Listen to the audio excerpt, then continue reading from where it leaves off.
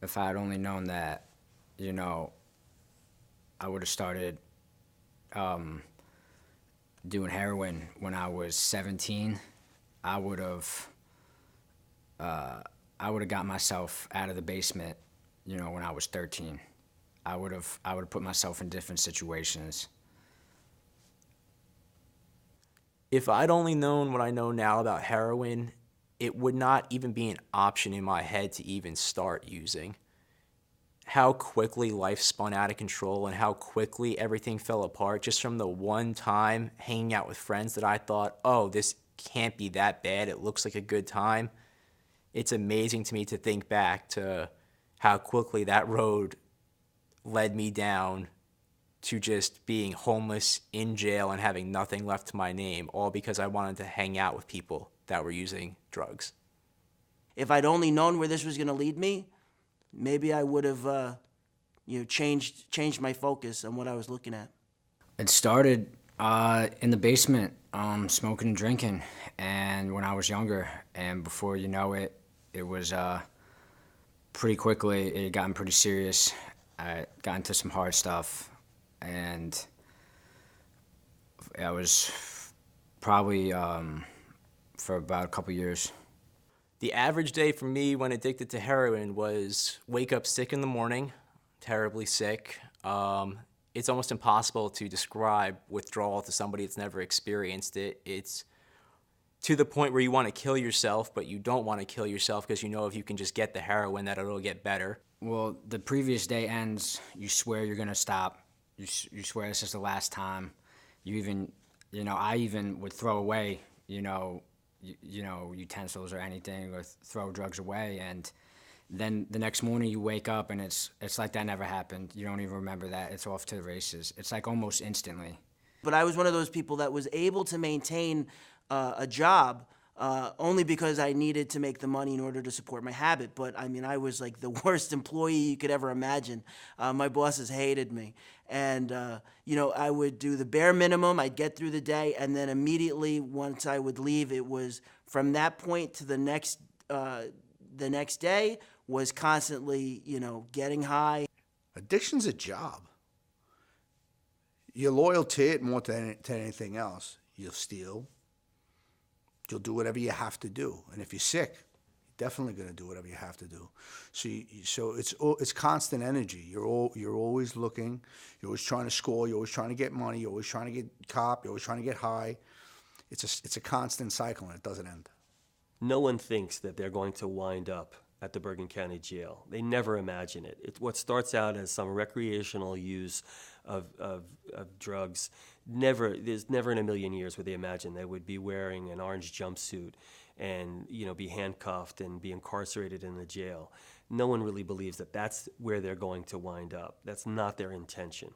But when drugs pull you into that, you start to make choices and decisions that you never dreamed you would make. I wish I knew how it would just devastate his life and our life, and how nothing would ever be the same again. If every user had only known that recreational use isn't an option for most of these drugs. I would say probably once a week I encounter a patient myself in the emergency department who's overdosed, and probably we're seeing somebody several times a week or perhaps on a daily basis who's overdosed. What I would say is that the drugs that we're talking about today are so highly addictive, it's a game changer.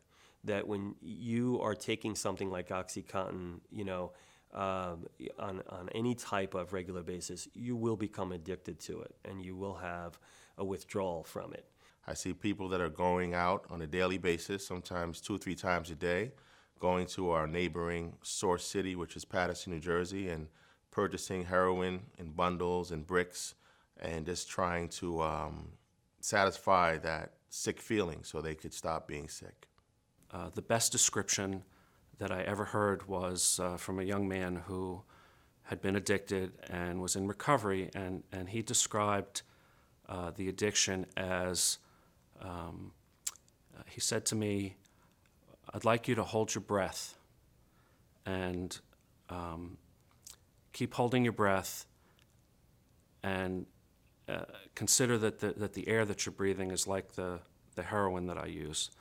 And he said that's how strong the urge is to go back and use heroin. If I had only known that those long-acting synthetic opiates were in fact as addictive and as terrible as they are, I certainly would have not prescribed as many. When I was 14, 15 years old, if you would have told me, 10 years later, I would have been homeless with a family who didn't speak to me and locked up eventually in the New Jersey jail system, I would have told you were crazy.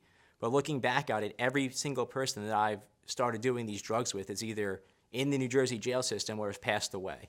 Over time, you will absolutely violate all of the things that you promised, whether you were aware of it or not, that you would ever do in your life.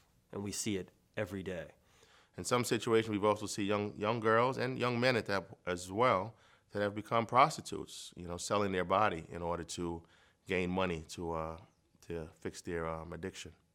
In 2016, hardly a day went by in Bergen County without a heroin or opioid-related arrest, overdose, fatality, or Narcan save. And what we're doing is we're trying to help as opposed to arrest ourselves out of the problem. We will not arrest ourselves out of the problem when it comes to heroin addiction. Drug addiction doesn't care how much money you have, doesn't care what color skin you have. It's not a white problem, black problem, Spanish problem. It's not an economical problem. There is no, put simply, there is no common face when it comes to drug addiction. It's not a personality flaw. It's not pull yourself up by your bootstraps. It's a disease. And you have to understand it's a disease if you're ever going to get anyone else who's using better. If I'd only known I was worth more, I would have never treated myself the way I did. You may think it's just drinking and it's just smoking, but most of the times it's not just that. And if it is that just for now, then it's gonna most likely lead to something more. The primary path that we're seeing to addiction to heroin and opioid abuse is through prescription painkillers.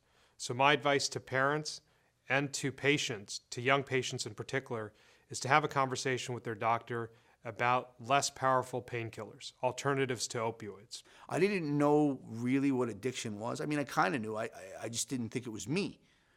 I didn't think it was going to happen to me. I didn't think it could happen to me. It ain't gonna happen to me. I was wrong. No one thinks this will happen to them. We didn't think this could happen to us. No one thinks it's going to happen to them or to their family or to their loved one, but unfortunately, it does. What I would tell somebody young is that it can happen to them. It can happen to anybody. I've seen people never touch a drug in their life, go off to college on a scholarship for sports and get injured, and the next thing you know, they're in rehab. It happens real quick. It can happen to anybody.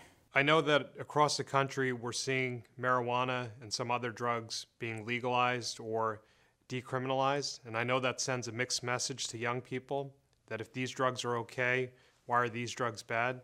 But my advice is that this epidemic is far too dangerous to treat casually, and I would just say, now you know, walk away from any drugs that are before you.